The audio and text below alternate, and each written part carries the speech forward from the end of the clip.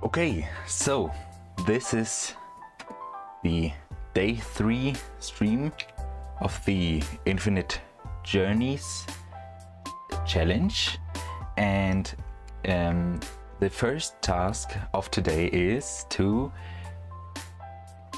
basically make our character so that we have a I said this last stream about so that we have a minimum viable option for the submission. So that's why yesterday off stream I continued to work on my submission a little bit, because these things that I changed wouldn't be that interesting on stream. So that's why I changed them off stream, and I can show you the difference. Let's see, Infinite Journeys, project files, renders, here. So this is what we have right now. I rendered it out yesterday. So and then I looked at the render and made a few to-dos what we have to do to improve it. But the first to do, and the most important thing, is to add the character, so that we have something that would be okay with the rules of the challenge, which say that you have to have at least one character in your scene. So that's why we have to clothe this character here. It already has some clothes, but I don't like him, so I'm just going to put different clothes on top of these clothes. So yeah, and that's what the first thing is that we are going to do today. So let's see, we're going to scale down this human, so he has so she has a height of, yeah, like about this. She doesn't have now what I wonder is the dimensions of this train here are 3 meters high, and here the dimensions are of this model are, say, it's 1.78 meters high. Why is this still bigger? That's a little bit concerning, especially if we're going to do cloth sims, which is very sensitive to the scale and everything. But let's see, I'm just going to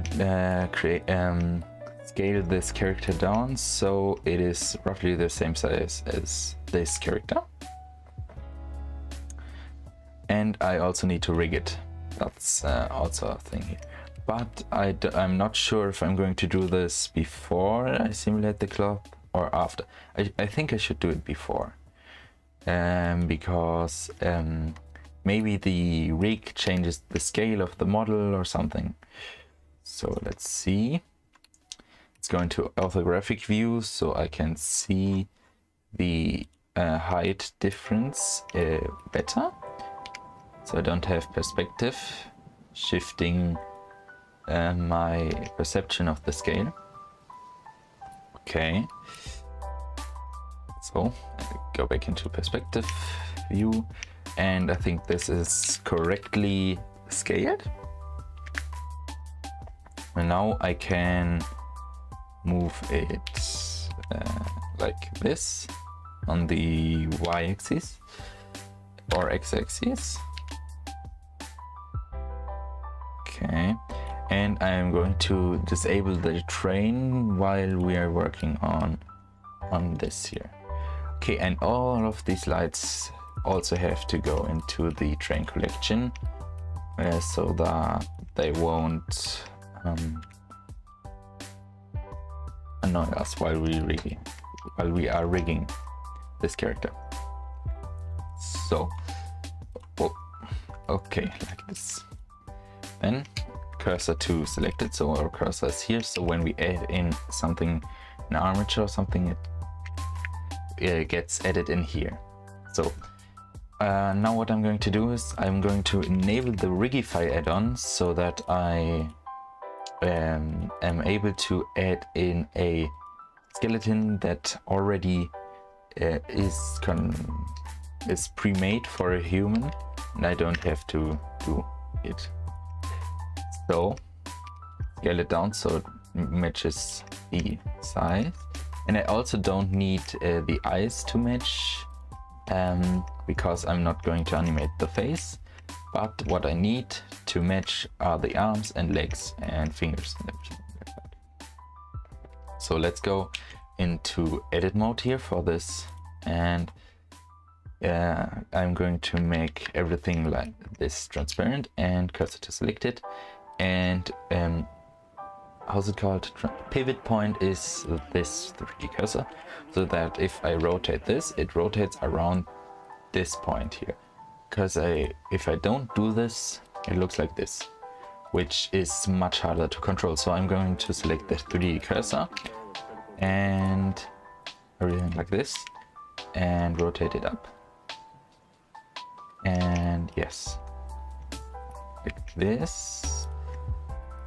Maybe I need to move this up a little bit like this, and select and put the 3D cursor to this bone here, and then I can rotate it down a little bit like this, and now the wrist matches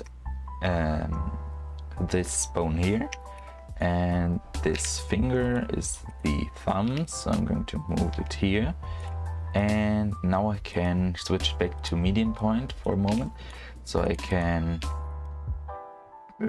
because for this part of the big median point is easier to control for me. So let's see, from top view I need to line it. I still need to line it some more. Move this here and this.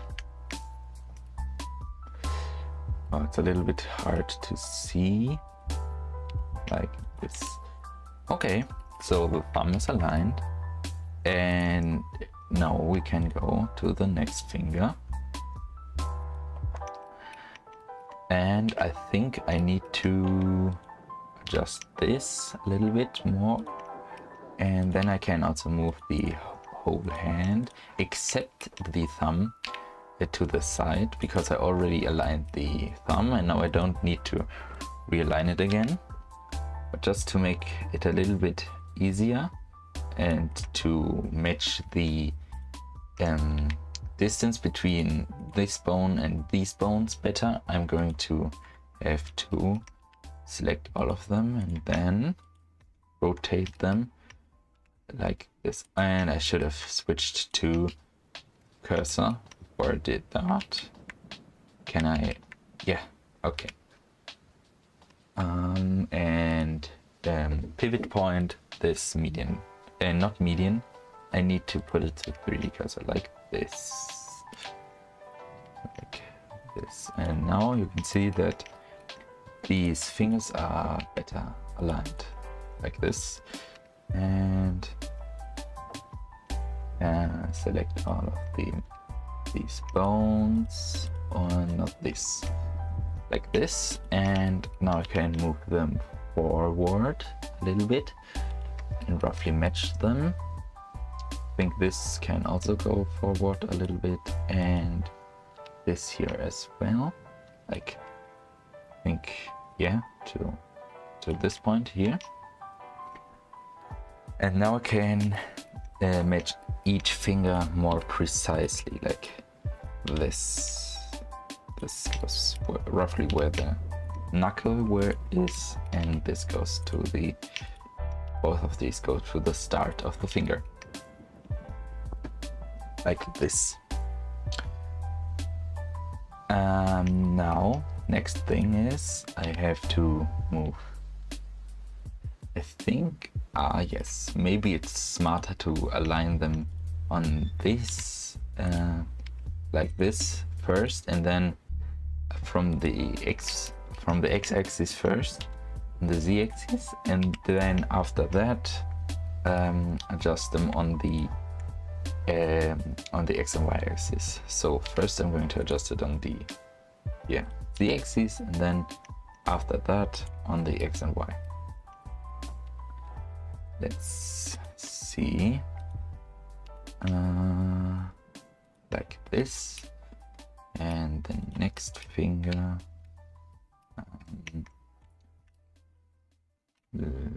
this. Rotate some more and move it up. Maybe I'm also going to keep this exact character and just sculpt the face a little bit to change, or maybe it's fine how it is.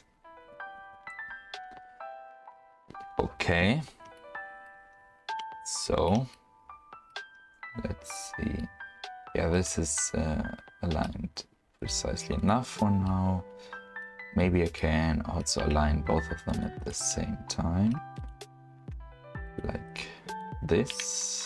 Select these bones and then go into the orthographic view and rotate them like this, and then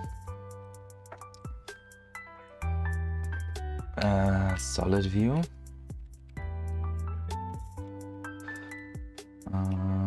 This finger isn't matching anymore, so I have to select these bones and not this bone, and also not this bone, and move it back a little bit like this.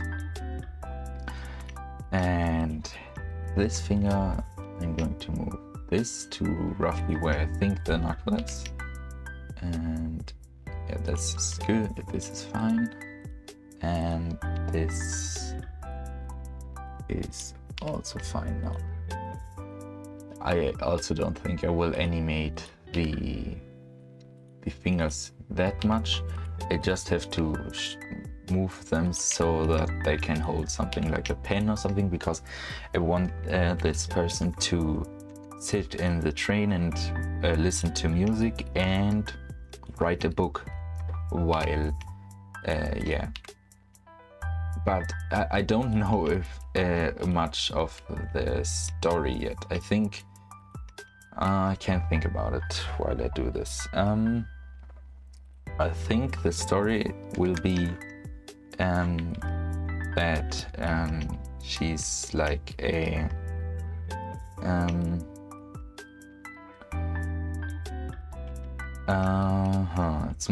it's hard to think of a story. Maybe the story is that he's like wanting to be an author and or something, and but she doesn't really have the time, so she uses all the time she has to write her stories, and that's why she's writing on the train on the way to, let's say, her family, and she visits them, like, I don't know, yeah, and she's driving to visit them. Maybe that's a good story, I don't know. But yeah,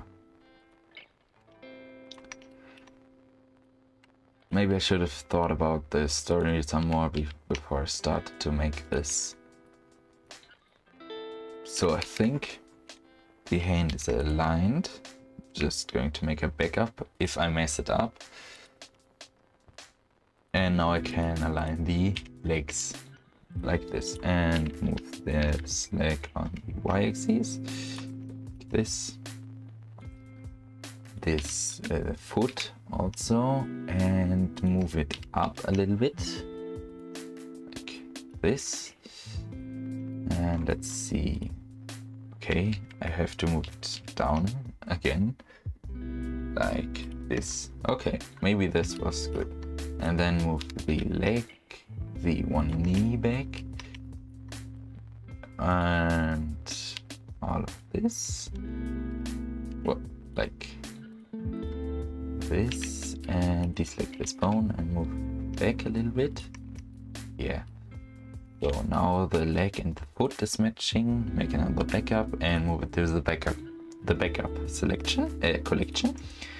And then I'm going to select half of the rig and then right click. I think it's called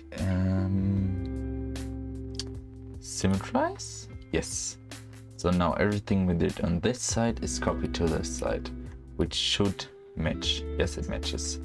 Very nice. And now we can go into the face and maybe adjust the face a little bit so that we could have some control if we want to. Okay, move this down like this and scale this down because the face is smaller. Move it down some more like this. And the eyes, I have to move them here like this. And this I also have to move up like this. Yeah, like this. So okay, so now I also have to move it back so that like this, and then can move it up a little bit again. And now the eyes don't match again, so I have to move them down like this and select these bones for the eyebrows, I think. Yeah, eyebrows. And oh no, and no, this bone, no, I want to, no. Let's zoom in like this. Yes, then I can move it down so it matches the eyes again. Now the ears, I don't plan on doing anything with them, but I'm going to move them into position anyways because yeah, what if I want to maybe adjust the anything about the eyes really. So the ears, and for the mouth I don't actually, they look like they're already pretty okay.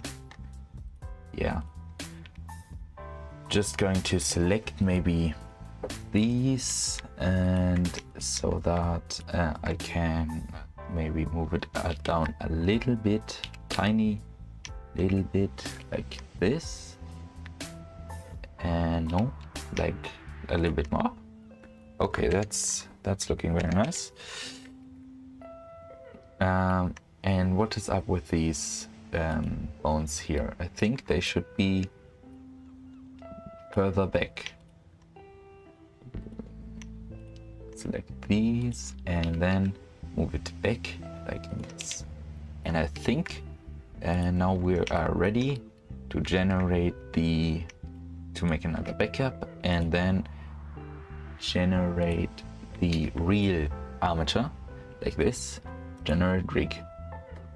So this is going to take a couple moments, but after it finishes we have a really nice rig. This rig here, and this makes it much easier to animate everything because it's like, yeah, it's really good. I really like the Rigify add-on. It also helps because I don't really know how to make a rig this complex by myself. So yeah, okay, and move it down like this. Yeah, and so the eyes match a little bit better. I need to move it on the Y-axis like this, and the ears like this. So I think that's aligned well enough. No, the feet are a little bit, I shouldn't have moved it on the like this. I should have maybe just scaled it down a little bit, because probably the scale didn't really match. Now why is this top part not matching it very good? Like on the y-axis, if I may move it like this, yeah, well, now it matches, and everything else also still matches. So that's very nice. Make a backup of that, and then apply this scale of this mesh of the human. Apply scale, yes, and then parent it. Also, I want to apply the scale of the armature, and then parent the human to the mesh, to the human mesh to the armature. So with automatic weights.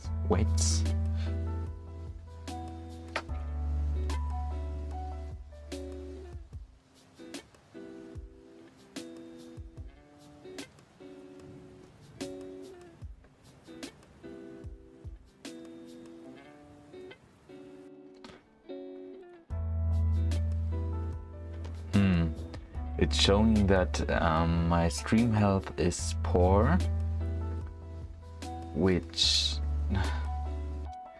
I don't know what to do about it. I already got this last time.